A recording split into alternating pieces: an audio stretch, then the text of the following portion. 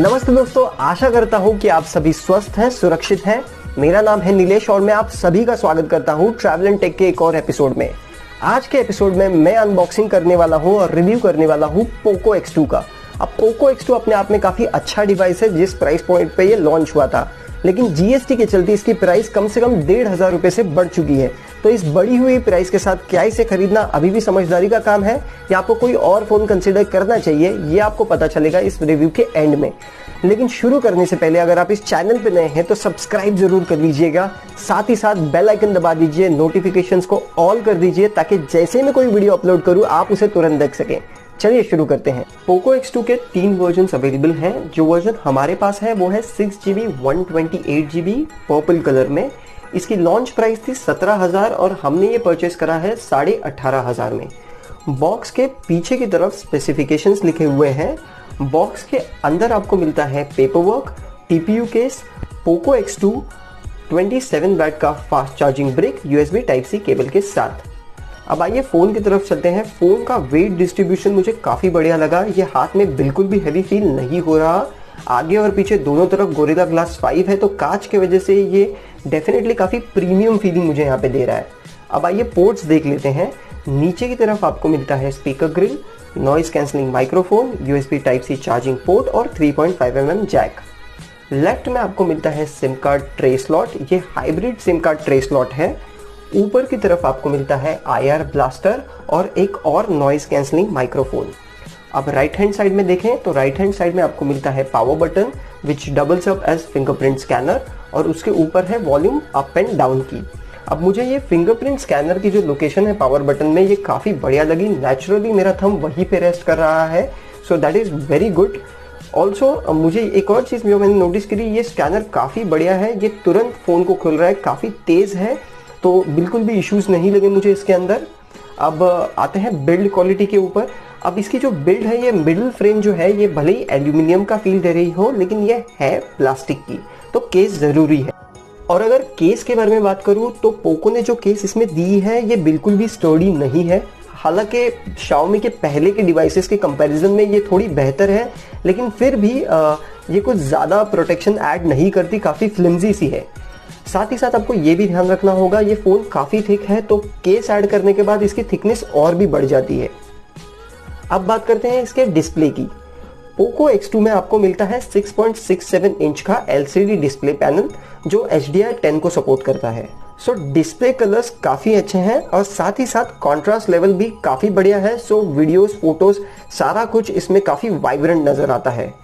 एक और चीज़ जो मैंने डे टू डे लाइफ में नोटिस की है कि इसका ब्राइटनेस जो है ये 500 निट्स तक जाता है ऑटो ब्राइटनेस पे, तो इस वजह से ये डायरेक्ट सनलाइट में भी आपको काफ़ी अच्छी विजिबिलिटी देता है। Front camera setup punch hole style में है, सो अगर आप इसे गौर से देखें तो हल्का सा स्क्रीन ब्लीडिंग इशू आपको यहाँ पे दिखाई देगा, बट इट्स नथिंग मेजर क्योंकि ओवरऑल डिस्प्ले को देखते वक्त आपको ये बिल्कुल भी नोटिस नहीं होगा। मीडिया कंजम्पशन के लिए ये काफ़ी अच्छा डिवाइस लगा मुझे, लेकिन एक ही बॉटम स्पीकर होने की वजह से इसका साउंड इतना कुछ ज़्यादा अच्छा नहीं लगा मुझे।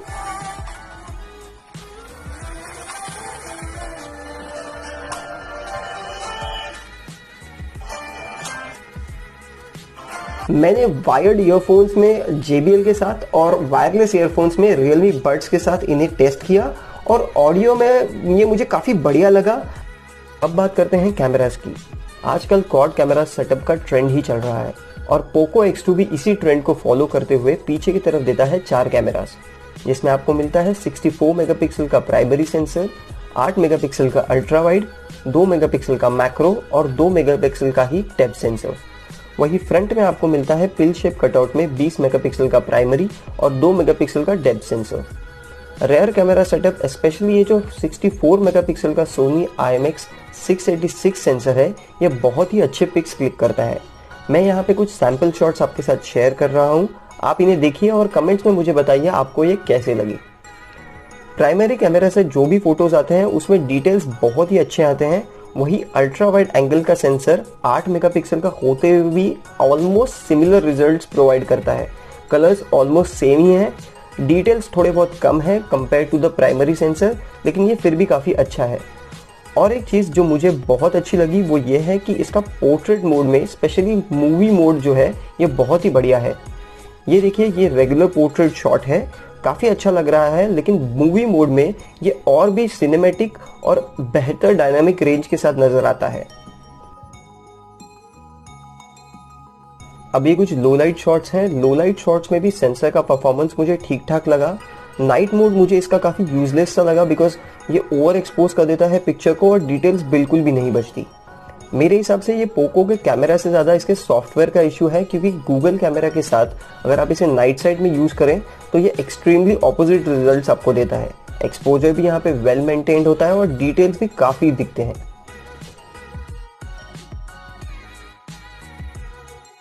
पोको X2 वीडियो में आपको 180p में 30 fps, 60 fps और 4K में 30 fps रिकॉर्डिंग ऑप्शंस प्रोवाइड करता है। फ़ोन का स्टेबलाइजेशन कमाल का है, लेकिन ये सिर्फ 30 fps तक ही लिमिटेड है। सो अगर आप वीडियो 180p या 4K में भी निकाल रहे हैं और 30 fps पे निकाल रहे हैं तो उसका आउटपुट काफ़ी अच्छा मिलेगा। वही वीडियो में कलर्स फोटोज़ के जितने एनहेंस नहीं आते, लेकिन ये काफ़ी नेचुरल आते हैं। सो ये जो वीडियो है ये काफ़ी ट्रू टू लाइफ लगता है। सो ओवरऑल मेरी तरफ से रेयर कैमरा का सेटअप बहुत ही अच्छा है। 20,000 रुपये के रेंज में ये सबसे बेस्ट कैमरा है। लेकिन जहाँ पे इसका बैक कैमरा सेटअप इतना अच्छा है, वहीं पीछे की तरफ जो फ्रंट कैमरा सेटअप दिया गया है वो मुझे कुछ ज़्यादा खास नहीं लगा। 20 मेगापिक्सल का प्राइमरी और 2 मेगापिक्सल का डेप्थ सेंसर होते हुए भी फोटोज़ काफ़ी फ्लैट लगते हैं। एज डिटेक्शन भी सही नहीं लगा मुझे। साथ ही साथ कॉन्ट्रास्ट और डायनामिक रेंज दोनों ही मुझे काफ़ी ख़राब लगे। चलिए अब बात करते हैं इसके परफॉर्मेंस की। अब इसके अंदर आपको मिलता है स्नैपड्रैगन 730G। ये गेमिंग को ध्यान में रखते हुए बनाया गया हुआ प्रोसेसर है। सो डे टू डे लाइफ में इसका परफॉर्मेंस काफ़ी बेहतरीन है। आप स्वाइप्स कहिए, मल्टीटास्किंग कहिए, एप्लीकेशंस कहिए, किसी भी जगह पे मुझे कोई भी स्टटर दिखाई नहीं पड़ा।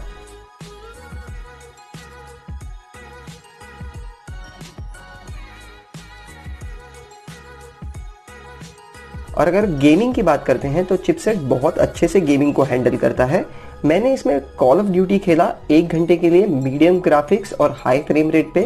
मुझे कहीं पे भी कोई भी लैग या फ्रेम ड्रॉप दिखाई नहीं पड़ी। साथ ही साथ 1 घंटे में मेरी सिर्फ 18% बैटरी यूज हुई थी और मुझे कोई भी हीटिंग इशू नज़र नहीं आया। लेकिन जब मैंने इसको 3 घंटे के लिए कंटिन्यूसली गेमिंग में यूज़ किया तब मुझे थोड़ा बहुत हीटिंग इशू दिखाई पड़ा। लेकिन हीटिंग होने के बाद भी चिपसेट का परफॉर्मेंस काफ़ी क्रिस्प था। फ़ोन काफ़ी स्मूथली रन कर रहा था। सिर्फ हीटिंग की वजह से बैटरी जो है वो थोड़ी ज़्यादा चली गई, जो कि नेचुरल सी बात है। अब बैटरी की बात निकली है तो इसमें आती है 4500 mAh की बड़ी बैटरी, जो मुझे मेरे पर्सनल यूसेज में 5 से 6 घंटे का स्क्रीन ऑन टाइम दे रही थी। अब मुझे पर्सनली ये ठीक ठाक लगी, क्योंकि फ़ोन को मैं 90 to 100% ब्राइटनेस पे 120 रिफ्रेश रेट के साथ वाईफाई 4G पे और साथ ही साथ ब्लूटूथ लोकेशन सारा सब कुछ ऑन रख के यूज़ कर रहा था। तो मैंने नोटिस किया कि सबसे ज़्यादा बैटरी जो यूज़ हुई वो हुई थी इसके स्क्रीन के लिए, क्योंकि 120 हर्ट्ज़ का रिफ्रेश रेट भी था, साथ ही साथ पीक ब्राइटनेस पे फ़ोन यूज़ हो रहा था। और मैंने एक चीज़ नोटिस की कि पोको ने जो है इसके परफॉर्मेंस पे ज़्यादा प्रायोरिटी दी है। सो बैटरी लाइफ इतनी ज़्यादा आपको नहीं मिल पाती। आप इसे अगर 60 हर्ट्ज़ पे यूज़ करेंगे तो 1-1.5 घंटा बैटरी बढ़ा सकते हैं। लेकिन मेरे हिसाब से अगर आपने 120 हर्ट्ज़ का फ़ोन लिया है तो उसको 60 हर्ट्ज़ पे चलाने का कोई सेंस नहीं बनता। और वैसे भी बॉक्स में जो आपको 27 वाट का चार्जर मिलता है, ये रफली अराउंड 75 मिनट्स में इसको फुल चार्ज कर लेता है। सो अगर चार्जर आपके आसपास है तो आपको कोई इशू नहीं आने वाला।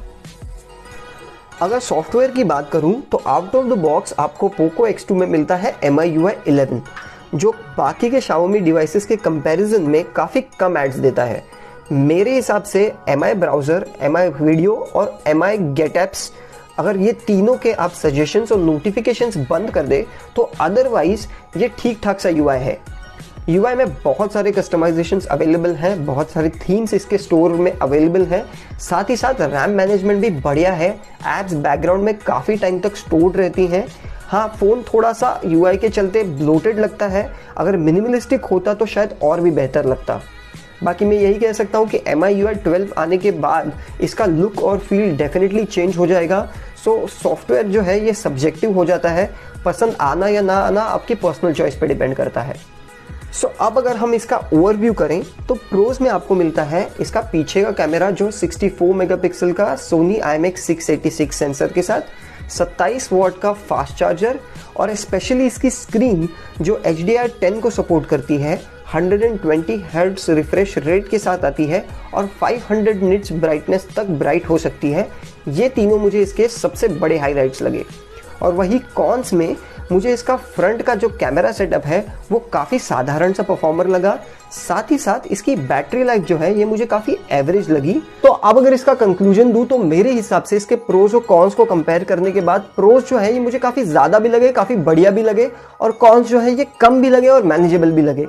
साथ ही साथ इसी प्राइस सेगमेंट में जो दूसरे फ़ोन्स अवेलेबल हैं, जैसे Realme की तरफ से 6 Pro है, X2 है, Motorola की तरफ से Fusion Plus है, Samsung की तरफ से A50s है और Xiaomi का ही Note 9 Pro Max है, तो इस सारे फ़ोन्स को कंपेयर करने के बाद इसकी 1,500 रुपये से बढ़ी हुई प्राइस के बाद भी मुझे Poco X2 value for money लगता है और मैं इसे इन सारे फ़ोन्स के कंपैरिजन में रेकमेंड कर सकता हूँ। हाँ, अगर आपको कोई चाइनीज़ कंपनी नहीं चाहिए तो आप मोटरोला या सैमसंग को कंसिडर कर सकते हैं। बाकी पोको से मुझे ऐसे कोई दिक्कत नहीं है क्योंकि ये फ़ोन भी मेड इन इंडिया है। इसका हार्डवेयर जो है कैमरा का, ये इस प्राइस सेगमेंट में सबसे बेस्ट है। स्क्रीन भी इस प्राइस सेगमेंट में सबसे अच्छी है, सबसे ब्राइट है, 120 हर्ट्ज को सपोर्ट करती है। तो परफॉर्मेंस वाइज मुझे पोको जो है इन सारे फ़ोन्स में सबसे बेहतर लगता है। हाँ, बैटरी लाइफ का थोड़ा बहुत इशू है लेकिन ये मैनेजेबल है। जैसे मैंने आपको पहले भी कहा था, अगर बैटरी लाइफ आपके लिए बड़ा इशू है तो आप इसे कंसिडर ना करें। हाँ, अगर चार्जर आपके आसपास है तो आप उसे भी मैनेज कर सकते हैं। आई होप आपको ये वीडियो पसंद आया होगा दोस्तों। अगर पसंद आया है तो लाइक ज़रूर कीजिए। साथ ही साथ आपके फ्रेंड्स और फैमिली में कोई 15 से 20 हज़ार के बीच में फ़ोन ढूंढ रहा है या पोको X2 को कंसिडर कर रहा है तो उनको ये वीडियो डेफिनेटली फॉरवर्ड कर दीजिए। इस वीडियो में इतना ही दोस्तों। आपसे मुलाकात होगी ट्रैवल एंड टेक के एक और वीडियो में। तब तक के लिए स्टे हेल्दी, स्टे सेफ।